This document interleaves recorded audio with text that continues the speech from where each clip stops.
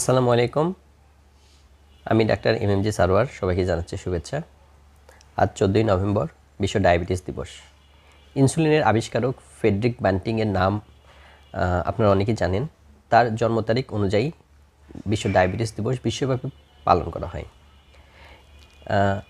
এর মেন উদ্দেশ্য হচ্ছে ডায়াবেটিস সচেতনতা বৃদ্ধি করা এবং ডায়াবেটিসে যারা আক্রান্ত তাদের যে ডায়াবেটিসের কারণে হৃদরোগ, কিডনির সমস্যা, চোখের সমস্যা, ব্রেনের স্ট্রোকের সমস্যা, এই যে সমস্যাগুলো হয় এগুলো প্রতিরোধ করা।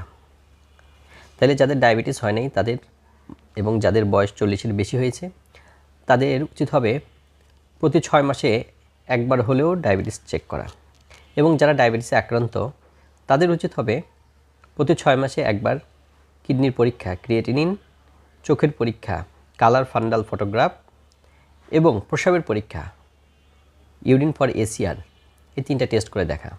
কারণ ডায়াবেটিসের কারণে যে কিডনির সমস্যা সেটা দিন দিন বৃদ্ধি পাচ্ছে।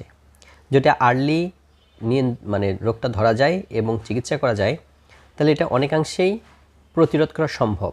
কিন্তু অনেক সময় দেখা যায় যে end stage renal disease, ESRD বা শেষ অবস্থায় যখন চলে আসে তখন আসলে আমাদের কিছু করার থাকে না, শুধু ডায়ালাইসিস দেওয়া ছাড়া। তাই সবাইকে সচেতনতার আহ্বান জানিয়ে আজকের দিনটি উদযাপন করার অনুরোধ রইল। ধন্যবাদ সবাইকে।